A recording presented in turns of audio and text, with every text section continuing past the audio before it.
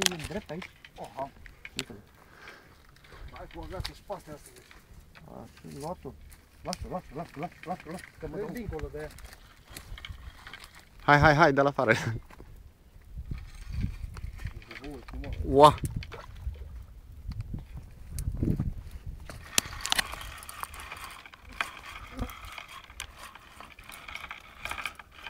E mare. Șor, nu te găsi. Mare. Ia uite-l.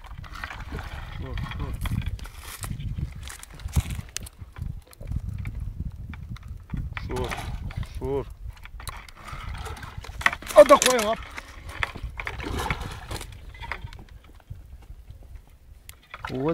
O dă tot așa. Încet.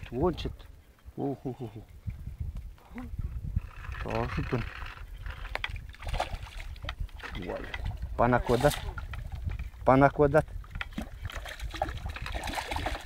hai că ăsta vine după tine, ia uite-l. Hopa, altul! Ia uite-l cum vine după tine. Panacodat. Ia uite-l. Băi, tu tragi de asta? Păi, cred că... E unul agățat, nu știu ce e agățat. Dă-l afară pe ăla. Asta nu mai gata, lua aer, nu mai mișcă. Cine mișcă, nu mai mișcă. Cine mișcă, mișcă mult. O dă tot. Acum spune tata. Mâna după urechi.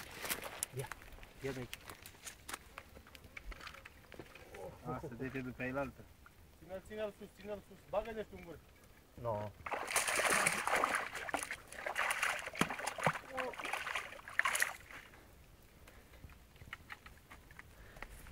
Trai. Frumos ăsta. Predicare e stare. Nu. Ia uite mă, nu poți să-i scoți cârligul în gură la asta. Ia uite-l pe ăla la altul. Hai, salutare, Toni! Stai așa. Ia uite, ia să vedem captura. Arată-ne captura, domnul pescar profesionist. Domn profesor, să vedem. Ia. I-a băgat limba în gură.